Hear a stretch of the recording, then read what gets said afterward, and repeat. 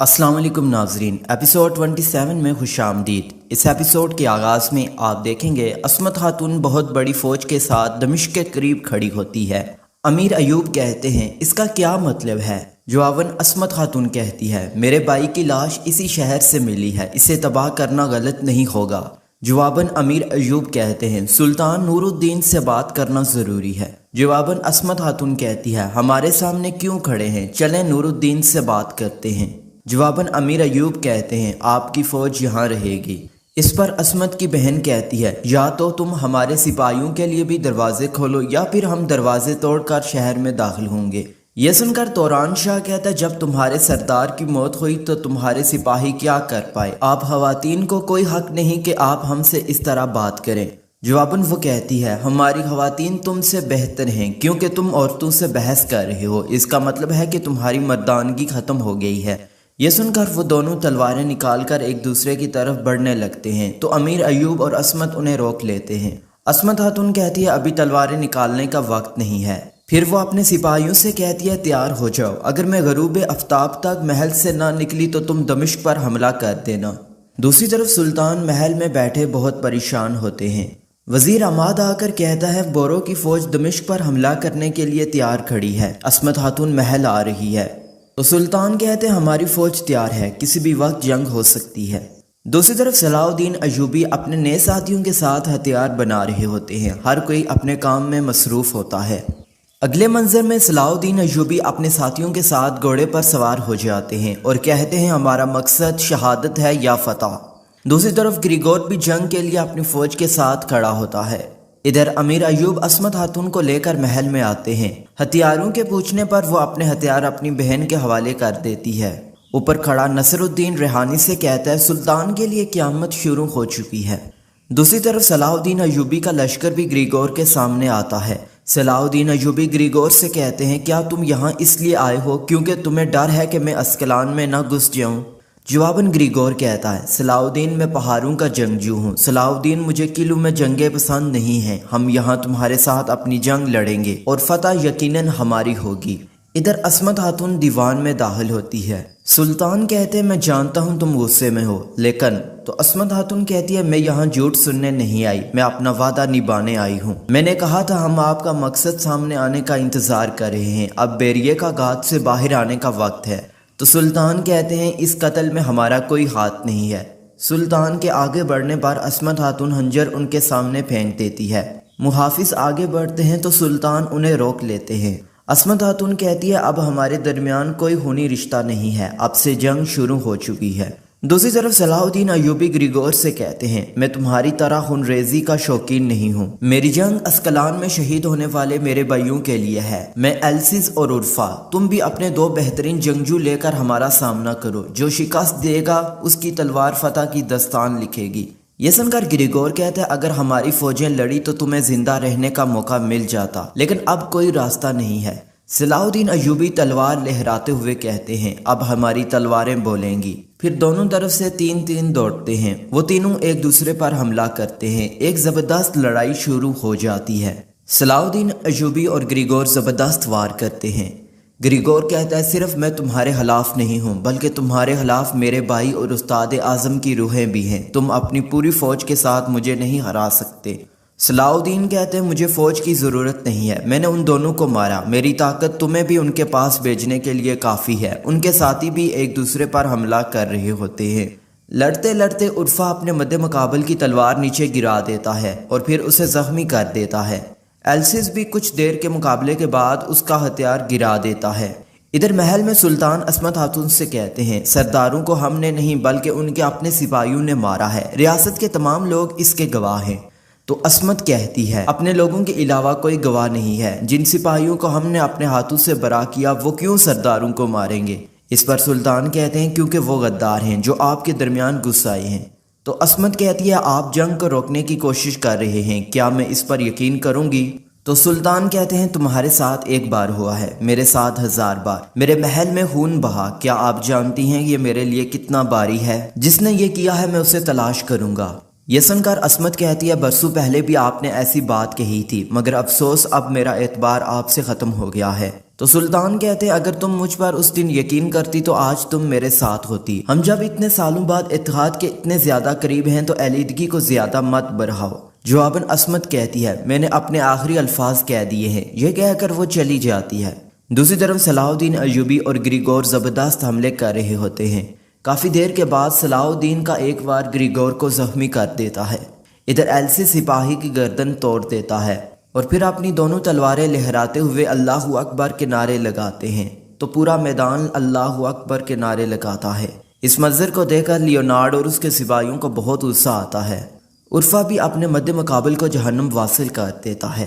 ان کے مرنے کے بعد گریگور کافی پریشان ہوتا ہے۔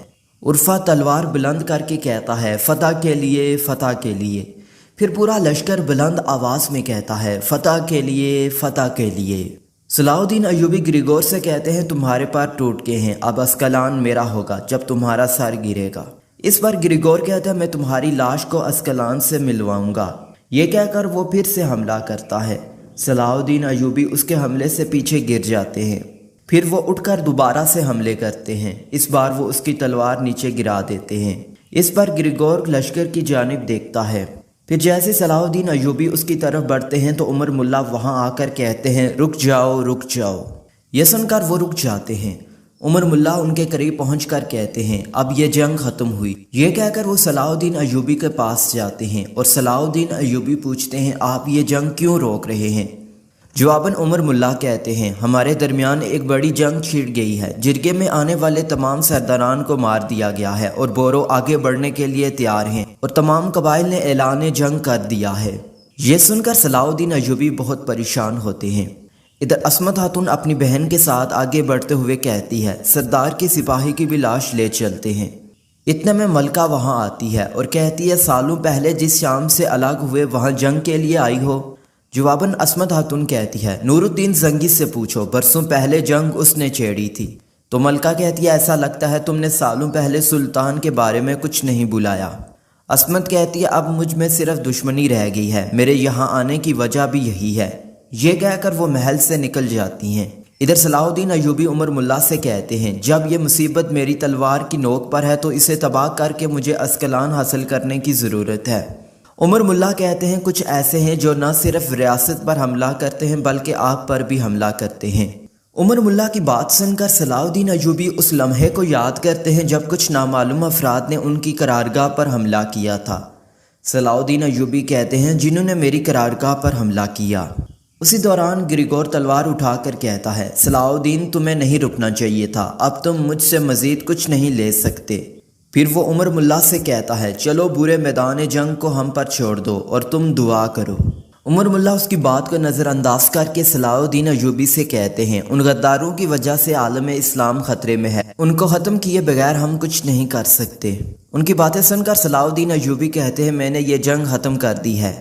جواباً گریگور کہتا ہے لیکن میں نے نہیں کی۔ اتنے میں بادشاہ آ کر کہتا ہے تمہیں رکنا ہوگا گریگور۔ اس پر گریگور تلوار کا رخ اس کی طرف کر کے کہتا ہے آپ مجھے نہیں روک سکتے۔ تو بادشاہ بادن گھوڑے سے اتر کر کہتا ہے انہیں ایک دوسرے کے ساتھ لڑنے دو۔ اس پر گریگور کہتا ہے اگر آپ چلے جائیں تو میں یہ جنگ جیت سکتا ہوں۔ تو بادشاہ بادن کہتا ہے میں تمہاری وجہ سے اسکلان کو نہیں کھونا چاہتا، اگر تم پیچھے نہیں ہٹے تو تمہیں مجھ سے لڑنا ہوگا۔ یہ کہہ کر بادشاہ تلوار نکال کر اس کے سامنے آتا ہے۔ یہ دیکھ کر صلاح الدین ایوبی کہتے ہیں گریگور تمہاری تلواریں گر گئی ہیں، تم موت کے منہ سے واپس آئے ہو، مت سمجھنا کہ میں نے تمہیں چھوڑ دیا ہے۔ جواباً گریگور کہتا ہے اپنا غصہ اور انتقام نہیں بھولوں گا، اپنی موت کا انتظار کرو۔ ادھر محل سے واپس آ کر عصمت خاتون اپنی فوج سے کہتی ہے میں نے کہا تھا غروب آفتاب تک نہ آئی تو حملہ کر دینا، میں زندہ واپس آ گئی ہوں اعلان جنگ کے ساتھ۔ ہم ضروری تیاریاں کر کے واپس آئیں گے، ہم ان تمام قبائل کے ساتھ واپس آئیں گے جن کے سردار کو قتل کر دیا گیا ہے، ہم ایسی طاقت کے ساتھ آئیں گے کہ زنگی ہم سے بچ نہیں پائیں گے۔ ادھر محل میں شیر کو سلطان سے کہتا ہے باروں پیچھے ہٹ گئے ہیں۔ تو سلطان کہتے ہیں عصمت خاتون تمام قبائل کو جمع کرے گی، ہوشیار رہو، کسی بھی وقت حملہ ہو سکتا ہے۔ تو نصر الدین کہتا ہے پھر ہم کیوں انتظار کر رہے ہیں، ہم حملہ کر کے انہیں ختم کر دیتے ہیں۔ جواباً سلطان کہتے ہیں سرداروں کو محل میں مار دیا گیا اور ہم قبائل پر حملہ کریں؟ ہاں، بلکہ ہمیں ان غداروں کو تلاش کرنا چاہیے۔ صلاح الدین کی کوئی خبر ہے؟ وہ ابھی بھی جنگ کے پیچھے ہے۔ امیر اصفہانی کہتا ہے سپاہیوں کا کام پر لگا دیا گیا ہے، جہاں ہوں گے بہت جلد پتہ چل جائے گا۔ پھر سلطان نصر الدین کو روک کر باقی سب کو وہاں سے بیچ دیتے ہیں۔ ادھر عصمت خاتون اپنے سپاہیوں کے ساتھ قبیلے کے باہر پہنچتی ہے تو انہیں قبیلے میں اپنے سپاہیوں کی لاشیں نظر آتی ہیں۔ عصمت خاتون کہتی ہے دشمن نے قبیلے پر حملہ کیا ہے۔ اس کے ساتھ وہ تلواریں نکال کر آگے بڑھتے ہیں۔ ہر طرف سپاہیوں کی لاشیں ہوتی ہیں۔ سردار قطوبہ کی لاش کے پاس ایک شخص ڈول بجا رہا ہوتا ہے، بالکل منگولوں کی طرح، اور دوسرا شخص گھوڑے پر جھوم رہا ہوتا ہے۔ ادھر عصمت کی بہن کہتی ہے سپاہیوں کو مار کر ان کی لاشوں کو لٹکا دیا ہے، آس پاس کوئی نہیں ہے۔ اس کے ساتھ وہ اس مقام پر پہنچتے ہیں جہاں پر رقص ہو رہا ہوتا ہے۔ عصمت خاتون غصے سے پوچھتی ہے تم کون ہو؟ جواب نہ آنے پر سپاہی تیر تان لیتے ہیں۔ گھوڑے پر سوار شخص کہتا ہے روح 7ویں آسمان پر پہنچ گئی ہے۔ یہ کہہ کر وہ اپنا چہرہ عیاں کرتا ہے اور پھر آسمان کی جانب دیکھتے ہوئے کہتا ہے میرے بھائی کی روح آسمان پر پرواز کر گئی ہے۔ اس کو دیکھ کر عصمت اور اس کی بہن بھائی پکارتی ہیں۔ یہ شخص عصمت خاتون کا بھائی ہوتا ہے جس کا نام کارا تیغن ہوتا ہے۔ اپنے بھائی کو دیکھ کر عصمت بہت خوش ہوتی ہے۔ پھر کارا تیغن گھوڑے سے نیچے اترتا ہے اور عصمت خاتون کے پاس آتا ہے اور کہتا ہے جب لوگ پریشان ہوتے ہیں تو وہ غم کے پہاڑوں میں دب جاتے ہیں، جب بھیڑیے پریشان ہوتے ہیں تو وہ میدان کی طرف بھاگتے ہیں۔ میرے بھائی کو کھونے نے میری روح کو اداس کر دیا، میں نے پہاڑوں کو چھوڑ دیا تاکہ میں آپ کے ساتھ شامل ہو کر انتقام لے سکوں۔ تو عصمت خاتون کہتی ہے تم اپنی پرانی عادتوں سے مخلص ہو، ہم مسلمانوں کی دعاؤں کے ساتھ اپنے بھائی کو دفن کرنے جا رہے تھے۔ تو کارا تیغن کہتا ہے ضرور دفن کریں، ہر کوئی اپنے مذہب کی پیروی میں آزاد ہے، یہ مسلمان نہیں ہے دوستو۔ اس کی دوسری بہن پوچھتی ہے آپ نے ہمارے سپاہیوں کو کیوں مارا؟ کارا تیغن ہنستے ہوئے کہتا ہے کہاں ہیں سپاہی؟ کیا وہ سپاہی ہیں جو لوگ اپنے سردار کی حفاظت نہیں کر سکتے؟ وہ جہنم کے قابل ہیں، میرے سپاہی کافی ہیں۔ پھر وہ عصمت خاتون سے پوچھتا ہے آپ نے ابھی تک نور الدین زنگی کو قتل کیوں نہیں کیا؟ جواباً عصمت کہتی ہے وہ کہہ رہے ہیں انہوں نے ایسا نہیں کیا، وہ تحقیقات کریں گے اور میں تمام سرداران کو جمع کروں گی۔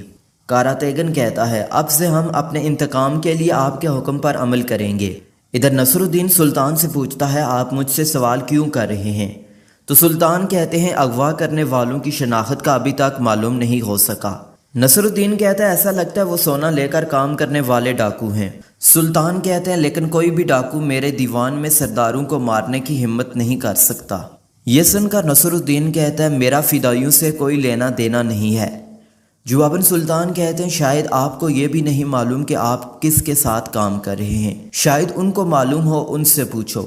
میں سائے کی طرح تمہارا پیچھا کروں گا، اگر سرداران کو قتل کرنے والے تمہارے آدمی نکلے تو وہ راز تمہیں مجھ سے بچانے کے قابل نہیں ہوگا، کیونکہ کوئی بھی غدار کی باتوں پر یقین نہیں کرے گا۔